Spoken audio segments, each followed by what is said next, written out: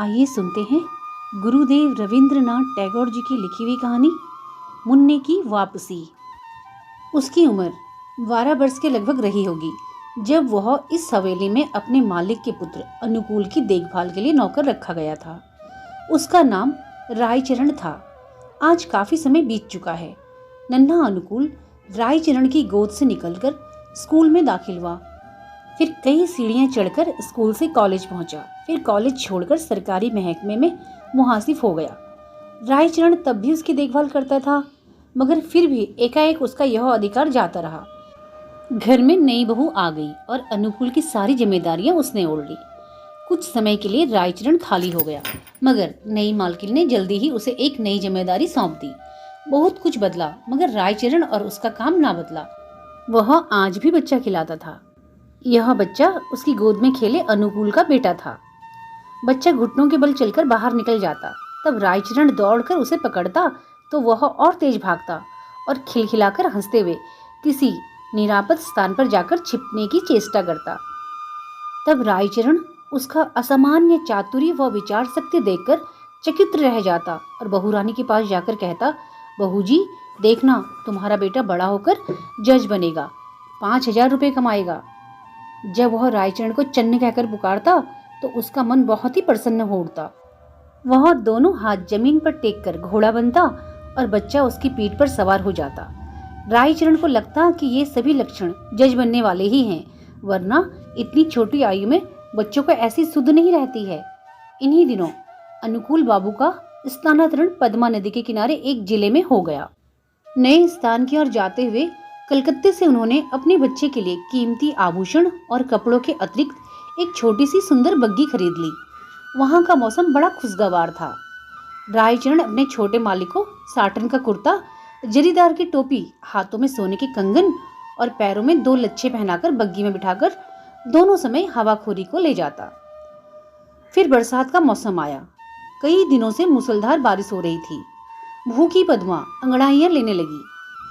गांव, खेत, बाग, बगीचे सब कुछ उद्रस्त कर लेने को आमादा हो गई। नदी के कागार धंसने लगे। वातावरण भयानक हो गया। तीसरे पहर कहीं जाकर बादल फटे। शाम का समय था। रायचरण बच्चे को गाड़ी में बिठाकर बाहर ले गया। नदी में खूब पानी भरा था। बच्चे ने फूलों का गुच्छा देखकर जिद की, चन्न फू फू। रायचरण ने उसे बहलाना चाहा, पर वह ना बहला। विवश होकर रायचरण बच्चे का मन रखने के लिए पानी में फूल तोड़ने के लिए जा घुसा। कई स्थानों पर उसके पांव कीचड़ में बुरी तरह धंस गए। बच्चा तनिक देर तो गाड़ी में चुपचाप बैठा रहा, फिर उसका ध्यान लहराती हुई नदी की ओर चला गया। वह चुपके से गाड़ी से उतरा। पास ही एक लकड़ी पड़ी थी, उठा ली और भयानक नदी के तट पर पहुंचकर मछली पकड़ने जैसा उपक्रम करने लगा। नदी के शोर में ऐसा मालूम होता था कि नदी की चंचल लहरें असंस्पष्ट भाषा में उस सुंदर बच्चे को अपने साथ खेलने के लिए बुला रही हैं। बच्चा सम्मोहित सा हो गया, थोड़ा और आगे बढ़ा। अचानक रायचरण के कानों में कुछ गिरने जैसा स्वर पड़ा, मगर उसने ध्यान नहीं दिया। नदी के किनारे के पत्थर पानी की चोट से उखड़ जाने के कारण गिरते ही रहते हैं। बरसात के मौसम में ऐसा होता ही रहता है, रायचरण ने सोचा और फूल तोड़ने में व्यस्त रहा। रायचरण फूल लेकर वापस आया तो देखा गाड़ी खाली है। उसने इधर उधर देखा, कहीं बच्चे की मौजूदगी का चिन्ह तक दिखाई ना दिया। तभी किसी अज्ञात आशंका से उसका कलेजा कांप गया। पांव तले से जमीन सरक गई और खून बर्फ सा जम गया। पागलों की भांति चारों ओर खोजने लगा। वह बार बार बच्चे का नाम लेकर पुकारता था, लल्ला बाबू, लल्ला बाबू, छोटे बाबू कहाँ हो, मुझे पुकारो छोटे बाबू। लेकिन उत्तर में उसे चन्ने की ध्वनि ना सुनाई दी। उधर जब चारों ओर अंधेरा छा गया तो बच्चे के माता पिता को चिंता होने लगी।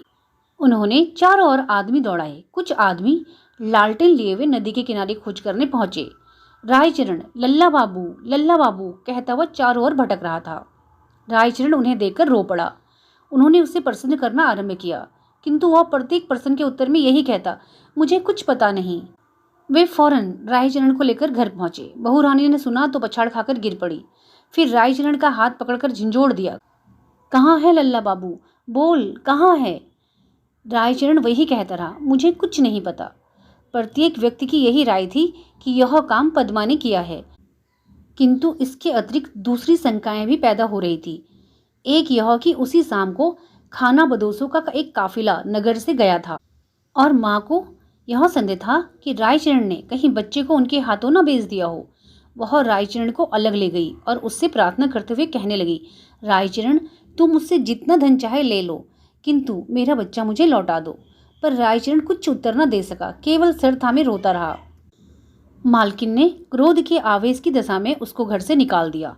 अनुकूल बाबू ने पत्नी को बहुत समझाया, किंतु माता के हृदय से शंकाएं दूर न हुई। वह बराबर यही कहती रही कि मेरा बच्चा सोने के गहने पहने हुए था, अवश्य इसने। रायचरण अपने देश लौट आया। उसकी कोई संतान ना थी और ना ही अब होने की कोई संभावना थी। पर 1 साल बाद उसकी पत्नी एक पुत्र को जन्म देकर स्वर्ग सिधार गई। घर में एक विधवा बहन थी। उसने बच्चे के लालन पोषण का भार अपने ऊपर ले लिया। उसने बड़े प्यार से बच्चे का नाम फैलना रखा। जब बच्चा घुटनों के बल चलने लगा, वह घर वालों की नजर बचाकर बाहर चले जाता। रायचरण जब उसे दौड़कर पकड़ता तो वह चंचलता से उसे मारता या फिर उसकी पकड़ में ना आने के प्रयास से तेज तेज भागता। उसकी वैसी क्रियाएं देखकर रायचरण की आंखों के सामने अपने उस नन्हे माली की सूरत थिरक उठती, जो पद्मा नदी की लहरों में खो गया था। उसकी क्रियाएं ही नहीं, आवाज भी लल्ला बाबू जैसे ही थी। वह रायचरण को बाब और बुआ को पीछी इस ढंग से कहता जिस ढंग से रायचरण का नन्हा मालिक बोलता था। उसे पूरा विश्वास था कि उसके मालिक ने उसके घर में जन्म लिया है। उसके इस विश्वास के कई कारण थे। एक तो यह कि वह नन्हे मालिक की मृत्यु के थोड़े ही समय पश्चात उत्पन्न हुआ। दूसरे यह कि उसकी पत्नी वृद्ध हो गई थी और संतान उत्पत्ति की कोई आशा ना थी। तीसरे यह कि बच्चे के बोलने का ढंग और अधिकांश क्रियाएं लल्ला बाबू से मिलती जुलती थी। जज बनने की सारी योग्यताएं उसमें दिखती थी। वह हर समय बच्चे की देखभाल में जुटा रहता।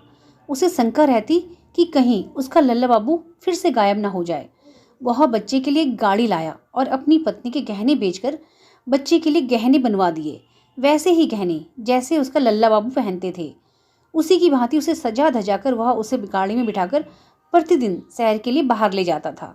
धीरे धीरे दिन बीतते गए और बच्चा बड़ा हो गया, परंतु लाड़ प्यार में वह बहुत बिगड़ गया था।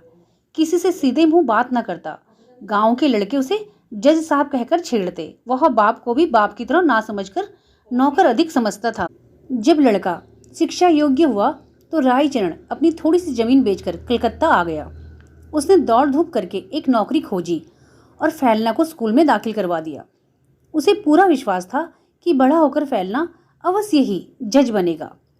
बढ़ते बढ़ते जब फैलना 12 वर्ष का हो गया, अब वह खूब पढ़ लिख सकता था। उसका स्वास्थ्य अच्छा और सूरत शकल भी अच्छी थी। उसे बनाव श्रृंगार की बड़ी चिंता रहती थी। जब देखो दर्पण हाथ में लिए बाल संवारता रहता। वह फिजूल खर्च भी बहुत करता था। पिता की सारी आय वह अपने बनने संवरने की सामग्री खरीदने में खर्च कर देता। रायचरण उससे प्रेम तो पिता की भांति करता था, किंतु प्राय उसका व्यवहार उस लड़के से ऐसा था जैसे मालिक के साथ नौकर का होता है। उसका फैलना भी उसे पिता ना समझकर नौकर ही समझता था। दूसरी बात यह थी कि रायचरण स्वयं को फैलना का पिता प्रकट भी ना करता था।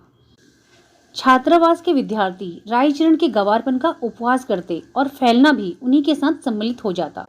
वह स्वयं को मालिक और रायचरण को सेवक जानकर उसका उपहास करता।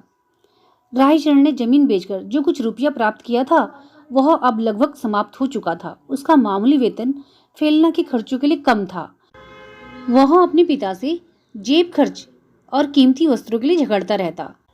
आखिर रायचरण को एक उपाय सूझा। उसने नौकरी छोड़ दी और उसके पास जो कुछ शेष रुपया था उसे फैलना को सौंपकर बोला, फैलना, मैं एक आवश्यक काम से गांव जा रहा हूँ, बहुत जल्द वापस आऊँगा, तुम किसी बात से घबराना नहीं। रायचरण सीधा उस स्थान पर पहुंचा जहां अनुकूल बाबू जज के पद पर नियुक्त थे। उनके और कोई संतान ना थी, इस कारण उनकी पत्नी हर समय उदास और गुमसुम रहती थी। नन्हे ललना की याद आज भी जैसे कल की घटना की भांति उनके मन मस्तिष्क में आज भी ताजा थी। शाम का वक्त था। अनुकूल बाबू कचहरी से वापस आकर कुर्सी पर बैठे हुए थे। उनकी पत्नी एक साध्वी सी स्त्री से संतान उत्पत्ति के लिए कोई दवा खरीद रही थी। जय हो माँ जी, रायचरण ने आंगन में जाते ही जयघोष किया। कौन हो भाई? अनुकूल बाबू ने नाक पर चश्मा दुरुस्त करते हुए पूछा। मैं हूँ माई बाप, वह आगे बढ़कर उनके कदमों में जा बैठा। आपका सेवक रायचरण। काफी दिनों के पश्चात वह अपने वृद्ध नौकर रायचरण को देखकर आश्चर्यचकित हुए। पुरानी सेवाओं का विचार करके उनको रायचरण पर तरस आ गया और उससे पूछा, क्या तुम फिर नौकरी पाना चाहते हो? रायचरण ने मुस्कुराकर उत्तर दिया, मैं अपनी मालकिन को आशीष देने आया हूँ। सरकार, आपके बच्चे को पद्मा ने नहीं, मैंने चुराया था। अनुकूल बाबू ने आश्चर्य से कहा, यह तुम क्या कह रहे हो? क्या मेरा बच्चा सच में जीवित है? उनकी पत्नी ने उछलकर कहा, भगवान के लिए बताओ, मेरा बच्चा कहाँ है? रायचरण ने कहा, आप धैर्य रखें, आपका बच्चा अब भी मेरे पास है। अनुकूल बाबू की पत्नी ने रायचरण से प्रार्थना करते हुए कहा, मुझे बताओ रायचरण, कहाँ है मेरा लाल? क्या तुम उसे भी साथ लाए हो? रायचरण ने कहा, मैं उसे परसों साथ लाऊंगा बहू जी। उस दिन रविवार था, कचहरी बंद थी और अनुकूल बाबू अपने मकान में बेचैनी से टहलते हुए रायचरण की प्रतीक्षा कर रहे थे। कभी वह टहलने लगते, कभी आराम कुर्सी पर बैठ जाते। आखिर 10 बजे लगभग रायचरण फैलना का हाथ पकड़े कमरे में दाखिल हुआ। अनुकूल बाबू की पत्नी फैलना को देखते ही दीवानों की भांति उसकी ओर लपकी और उसे बाहों में भरकर गले लगा लिया। उनके नेत्रों से गंगा जमुना बह निकली। वह उसे टटोल टटोल कर देख रही थी, कहीं उसके लाल का कुछ रायचरण के घर तो नहीं छूट गया। प्यार करके भी उनका जी नहीं भरता था। वे उसे फिर प्यार करती, कभी आश्चर्य से उसकी सूरत ताकने लग जाती। फैलना सुंदर था और उसके कपड़े भी अच्छे थे। अनुकूल बाबू के हृदय में भी पुत्र प्रेम का आवेश उत्पन्न हुआ, किंतु जरा सी देर के बाद उनके पितृ प्रेम का स्थान कानून की भावना ने ले लिया। उन्होंने रायचरण से पूछा, रायचरण, भला इसका प्रमाण क्या है कि यह बच्चा मेरा है? रायचरण ने उत्तर दिया, इसका उत्तर मैं क्या दूं सरकार? इस बात का ज्ञान तो परमात्मा के सिवाय और किसी को नहीं हो सकता कि मैंने ही आपका बच्चा चुराया था। मैंने ही यह नीच कार्य किया था, पद्मा ने नहीं। जब अनुकूल बाबू ने देखा कि उनकी पत्नी फैलना को कलेजे से लगाए हुए है, तो प्रमाण मांगना व्यर्थ है। इसके अतिरिक्त उन्हें ध्यान आया कि इस गवार को ऐसा सुंदर बच्चा कहाँ मिल सकता था और झूठ बोलने से इसे क्या लाभ हो सकता है। सहसा उन्हें अपने वृद्ध नौकर की लापरवाही याद आ गई और वे कानूनी मुद्रा में बोले, रायचरण, अब तुम यहाँ नहीं रह सकते। रायचरण ने ठंडी सांस भरकर कहा, सरकार, अब मैं कहाँ जाऊं? बूढ़ा हो गया हूँ, अब मुझे कोई नौकरी पर नहीं रखेगा। भगवान के लिए अपने द्वार पर पड़ा रहने दीजिए। अनुकूल बाबू की पत्नी बोली, रहने दो, हमारा क्या नुकसान है? हमारा बच्चा भी इसे देखकर खुश रहेगा। किंतु इंसाफ पसंद अनुकूल बाबू की कानूनी नस भड़की हुई थी। उन्होंने तुरंत उत्तर दिया, नहीं, इसका अपराध बिल्कुल क्षमा नहीं किया जा सकता। रायचरण ने अनुकूल बाबू के पांव पकड़ते हुए कहा, सरकार, मुझे ना निकालिए, मैंने आपका बच्चा नहीं चुराया था, बल्कि परमात्मा ने चुराया था। वह तो होनी थी मालिक, इसमें मेरा कोई दोष नहीं था। ना जाने वह सब कैसे हुआ। कहकर वह बिलख उठा, और ऐसा होता भी क्यों नहीं, उसके कलेजे का टुकड़ा उससे छिन रहा था और अब उसे उससे बिल्कुल ही दूर धकेला जा रहा था। रायचरण ने सिसकते हुए फिर कहा, सरकार, मेरा कुछ अपराध नहीं। अनुकूल बाबू त्योरियों पर बल डालकर बोले, तो फिर किसका अपराध है? रायचरण ने उत्तर दिया, मेरे भाग्य का। परंतु शिक्षित व्यक्ति क्या ऐसे बहानों से बहल सकता है? फैलना को जब मालूम हुआ कि वह वास्तव में मुंसीफ का बेटा है, तो उसे भी रायचरण की इस चेष्टा पर क्रोध आया कि उसने इतने दिनों तक क्यों उसे कष्ट में रखा।